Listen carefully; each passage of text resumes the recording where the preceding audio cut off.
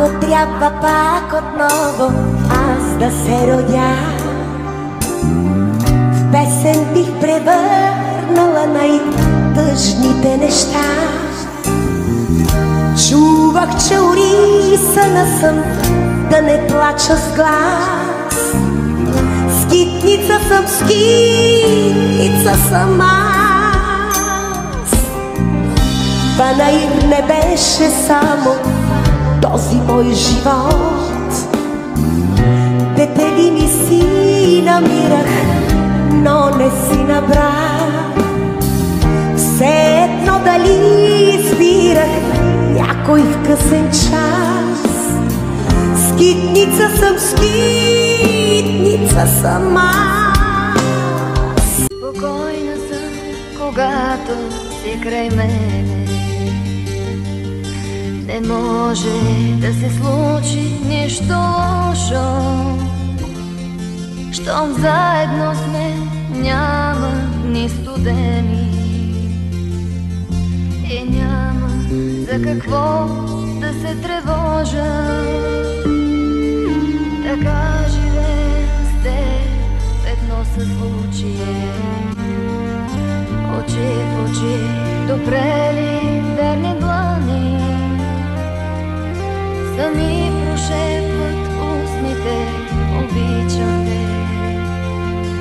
С радостите твои, с твоите рани.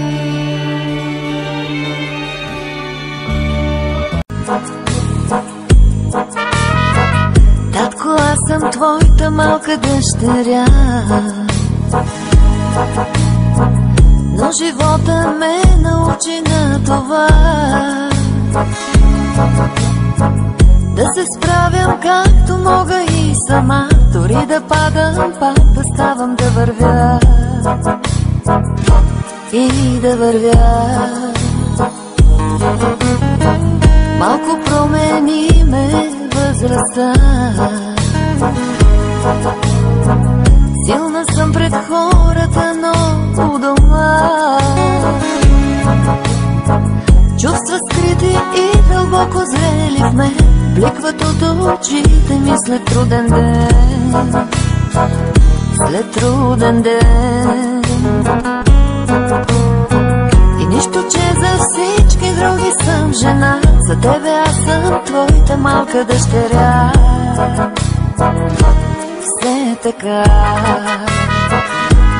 Възрастни деца, дори малко по-големи, ще си остане пак деца. Някой с любов, очаквани по всяко време, да се завърне у дома.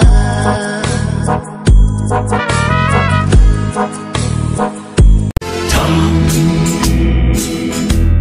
преди 100 лета, там шарен без света, споменът ме връща, дядовата къща. Се там,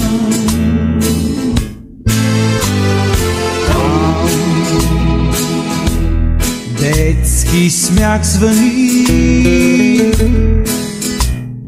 там